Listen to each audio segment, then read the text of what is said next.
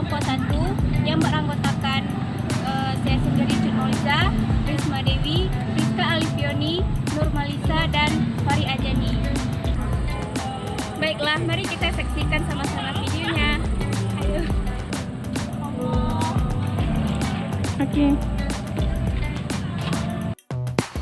Baiklah, saya akan menjelaskan sedikit tentang malpraktek medik.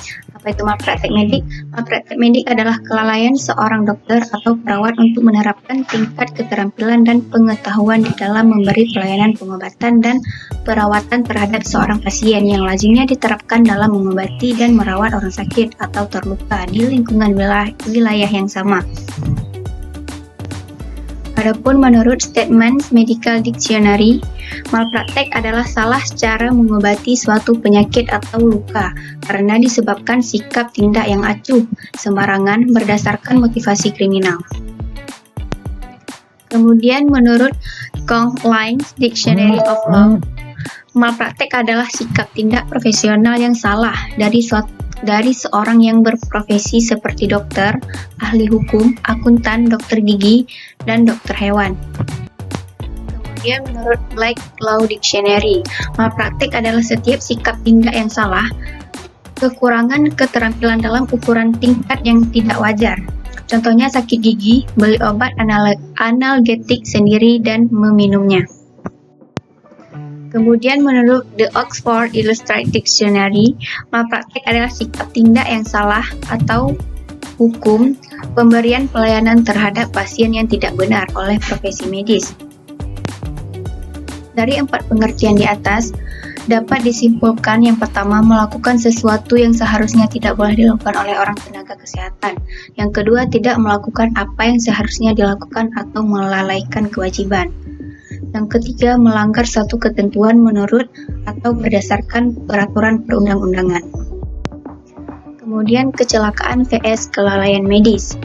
Yang pertama, sama-sama merugikan pasien. Kemudian kelalaian medis dapat dipersalahkan. Kecelakaan medis tidak dapat dipersilahkan dalam hukum medis. Yang penting bukan akibatnya, tapi cara bagaimana sampai terjadi, bagaimana tindakan itu dilakukan. Perlu tolak ukur yaitu etik kedokteran atau gigi dan standar profesi medis. Kemudian kecelakaan medis, sesuatu yang dapat dimengerti dan dimaafkan. Kemudian kecelakaan adalah lawan kesalahan dan kelalaian. Kemudian kelalaian medis dapat didefinisikan sebagai suatu sifat yang kurang hati-hati, kurang waspada, atau kelalaian tingkat kasar. Yang pertama, karena melakukan sesuatu yang seharusnya tidak dilakukan. Yang kedua, karena tidak melakukan sesuatu yang seharusnya dilakukan. John Kurtz, 4 unsur kelalaian bertentangan dengan hukum, akibat dapat dibayangkan, akibatnya dapat dihindarkan sehingga perbuatannya dapat dipersalahkan kepadanya. Adapun syarat-syarat serupa yaitu ada 4D. Yang pertama, dati atau disebut kewajiban. Dokter profesi medis untuk mempergunakan segala ilmu dan kepandaian untuk kesembuhan. Kedua, violation of dati yaitu penyimpangan kewajiban. Menelantarkan kewajiban sehingga timbul kerugian pasien yang tidak memenuhi standar profesi. Kemudian ketiga ada demak, yaitu kerugian harus berwujud dalam bentuk fisik, finansial, atau emosional. Yang keempat ada direct causal relationship, berkaitan langsung, yaitu berkaitan langsung, harus ada kaitan kausal antara tindakan dengan kerugian. Adapun tolak ukurnya, yang pertama hukum pidana, yaitu kelalaian berat yang atau disebut dengan culpa Yang kedua hukum perdata, yaitu kelalaian ringan yang disebut dengan culpa levis. Kemudian yang terakhir kesalahan dokter, ada yang disengaja dan tidak disengaja. Kemudian ada hasil akhir suatu perawatan. Yang pertama yaitu perjalanan, komplikasi penyakitnya sendiri. Yang kedua, risiko akibat pengobatannya yang tidak dapat diramalkan. Yang ketiga, risiko akibat tindakan operasi. Yang keempat, efek samping pengobatan atau tindakan. Yang kelima, keterbatasan fasilitas. Dan yang keenam, kemalangan medis. Yang ketujuh, diagnosis yang kurang tepat. Yang kedelapan yaitu kelalaian medik. Dan yang kesembilan, malpraktik medik. Saya akan menjelaskan tentang unsur-unsur malpraktek medik. Unsur-unsur malpraktek medik itu ada 4. Yang pertama adanya kelalaian. Yang dimaksud dengan kelalaian adalah kesalahan yang terjadi karena kekurangnya hati-hatian, kurangnya pemahaman, serta kurangnya pengetahuan tenaga kesehatan akan profesinya. Padahal diketahui bahwa tuntutan untuk selalu mengembangkan ilmunya. Yang kedua, dilakukan oleh tenaga kesehatan. Yang dimaksud dilakukan oleh tenaga kesehatan berdasarkan pasal 2 ayat 1 Peraturan Pemerintah Republik Indonesia nomor 23 tahun 1946 tentang tenaga kesehatan terdiri dari tenaga medis, tenaga keperawatan, tenaga kefarmasian, tenaga kesehatan masyarakat, tenaga kesehatan gizi, tenaga keterampilan fisik, dan tenaga medis adalah dokter ataupun spesialis. Yang ketiga tuh tidak sesuai standar pelayanan medik. Yang maksud tidak sesuai standar pelayanan medik yaitu standar pelayanan medik yang dimaksud adalah standar pelayanan dalam arti luas yang meliputi standar profesi dan standar profesi operasional. Yang keempat tuh pasien menderita luka. Yang dimaksud pasien menderita luka adanya seperti cacat ataupun meninggal dunia, adanya hubungan kasual, bahwa kerugian yang dialami pasien merupakan akibat kelalaian dari tenaga kesehatan. Kerugian yang dialami pasien yang berupa luka, termasuk luka berat, cacat ataupun meninggal dunia merupakan akibat langsung dari kelalaian tenaga kesehatan. Jenis-jenis malpraktek medik. Malpraktek medik ditinjau dari segi etika profesi dan hukum dapat dibagi menjadi 2 bentuk, yaitu yang pertama tuh adanya malpraktek etika, yang kedua tuh ada malpraktek yuridis. Yang dimaksud dengan malpraktek etika yaitu apabila dokter melakukan tindakan yang bertentangan dengan etika kedokteran sebagaimana yang terdapat pada Kode Etik Kedokteran Indonesia dalam kurung KODEKID. Yang kedua tuh malpraktek yuridis ataupun secara hukum. Yang dimaksud dengan malpraktek yuridis dibagi menjadi 3 yaitu malpraktek perdata, yang kedua tuh ada malpraktek pidana ataupun kriminal malpraktikel, dan yang ketiga malpraktek administratif. Yang pertama tuh yaitu adanya malpraktek perdata yang terjadi apabila terdapat hal-hal yang menyebabkan tidak dipenuhinya isi perjanjian awal prestasi di dalam transaksi properti oleh dokter ataupun tenaga medis lainnya.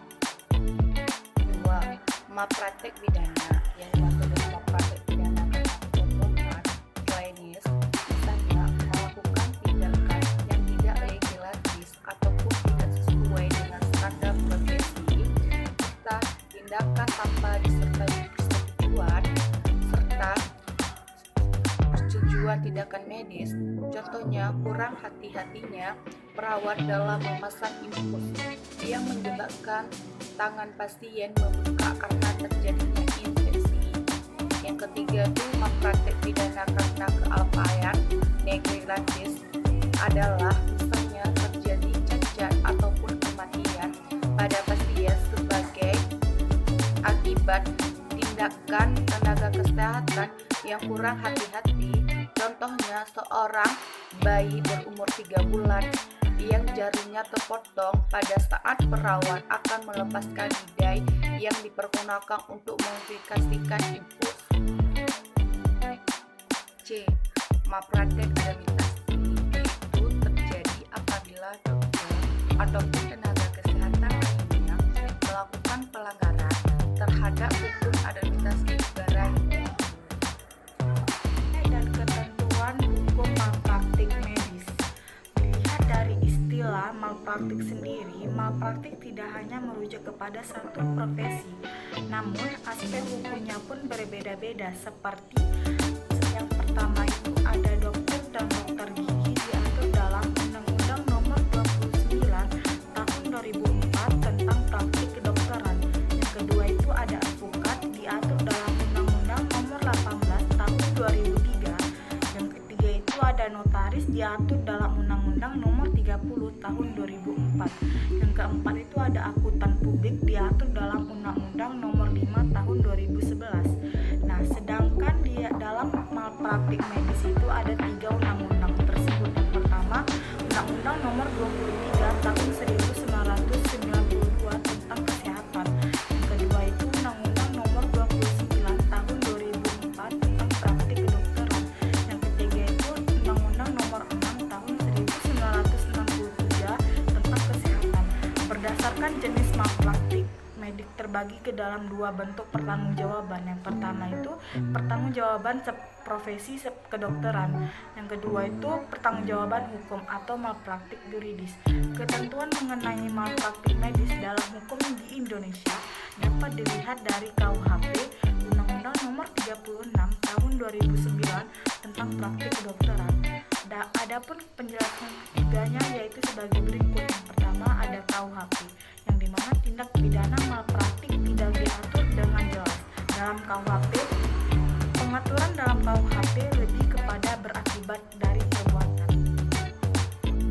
Terkait dengan kealpaan yang menyebabkan mati atau luka-luka dapat dilihat dari ketentuan pasal 359 KUHP. Pasal ini terkait dengan penanggulangan tindak pidana malpraktik kedokteran dapat didakwahkan terhadap kematian yang diduga disebabkan karena kesalahan dokter. Pasal 359 KUHP ini juga dapat memberikan perlindungan hukum bagi pasien sebagai upaya preventif mencegah pasien dan menanggulangi terjadinya tindak pidana malpraktik kedokteran. Namun perlu juga solusi untuk menghindarkan dokter dari rasa takut yang berlebihan dengan adanya pasal tersebut.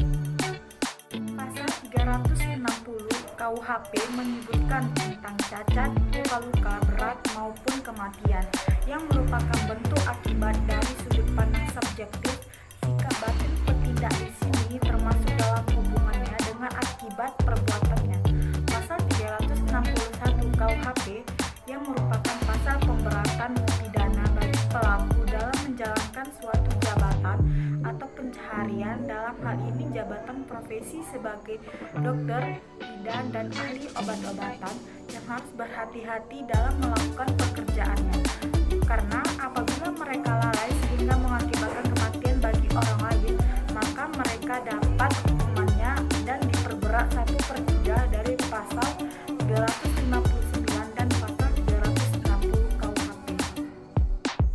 Yang kedua itu ada Undang-Undang Nomor 36 Tahun 2009 tentang kesehatan, yang dimana adapun kebijakan formulasi hukum pidana terkait dengan penanggulangan tindak pidana malpraktik medis dapat dilihat dari ketentuan pasal 29 Undang-Undang Kesehatan. Yang berkaitan dengan kelalaian, disebutkan bahwa dalam hal tenaga kesehatan diduga melakukan kelalaian dalam menjalankan profesinya, kelalaian tersebut harus diselesaikan terlebih dahulu melalui mediasi. Berkaitan dengan perlindungan pasien dapat dilihat dari ketentuan pasal 56, 57, dan pasal 58 Undang-Undang Kesehatan.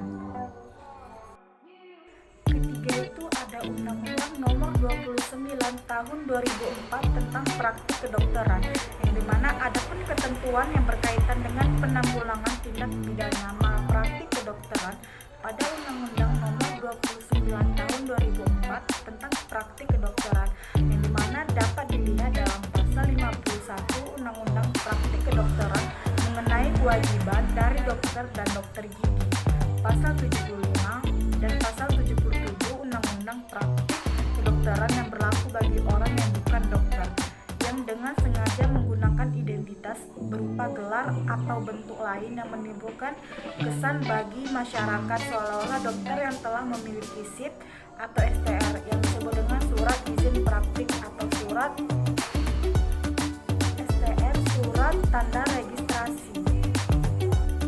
Menurut ketentuan pasal 80 ayat 1 dan 2 Undang-Undang Praktik Kedokteran tersebut dapat diartikan bahwa sanksi pidana yang tercantum di dalam pasal tersebut dalam pasal praktik kedokteran dapat dikenakan kepada perorangan yang memiliki sarana pelayanan kesehatan yang mempekerjakan dokter tanpa SIP. Selain itu, korporasi yang memiliki sarana pelayanan kesehatan yang mempekerjakan dokter yang tidak mempunyai SIP juga dapat dikenakan pidana. Baiklah, saya akan menjelaskan tentang contoh kasus malpraktek medik. Yang maksud dengan kasus malpraktek medik yaitu prosedur invasif terbuka tapi salah pasien. Invasi jantung adalah salah satu metode operasi yang minimal mengurangi komplikasi setelah operasi, dan selain itu metode tersebut dapat menekan hambatan psikologi pasien. Dan dalam operasi jantung invasif, dokter hanya membuat syarat minimal hanya 5 cm bagian samping dari dada sehingga tidak terlalu sakit dan penyembuhannya lebih cepat.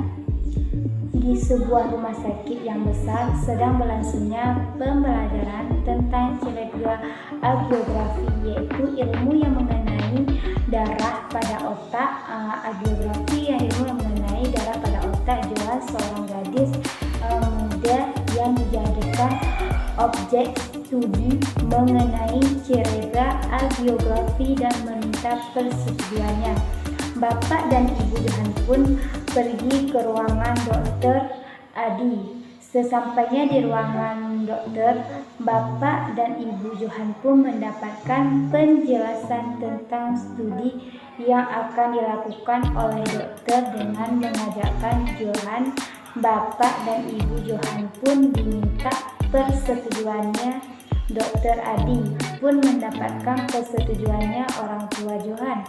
Orang tua Johan pun meninggalkan ruangan Dokter Adi dan Dokter Adi mengikuti orang tua Johan ke tempat Johan dirawat untuk memberitahu Johan.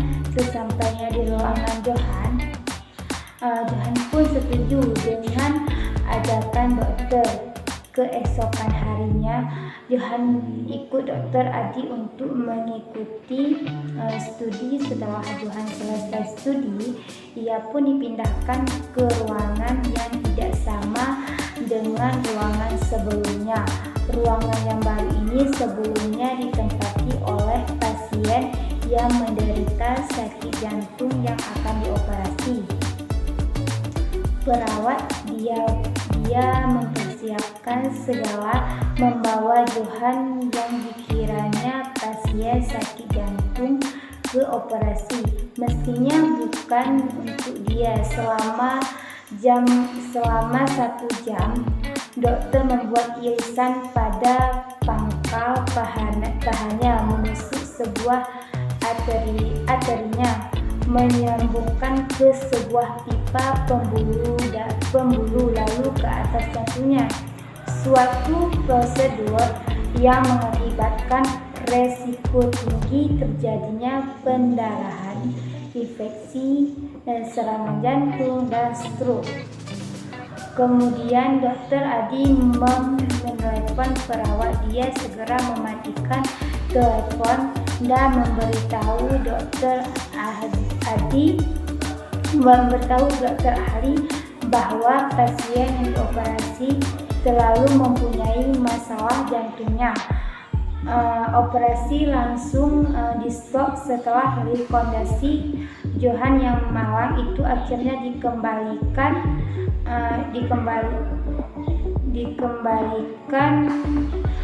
ke kamar yang stabil. Dokter Adi pun bergegas ke ruangan dokter ahli. Kondisi Johan yang stabil dan baik-baik saja membuat dokter Adi tidak memberitahu keluarga Johan apa yang telah terjadi pada Johan. Perawat dia pun mendapat saksi karena pembuatannya.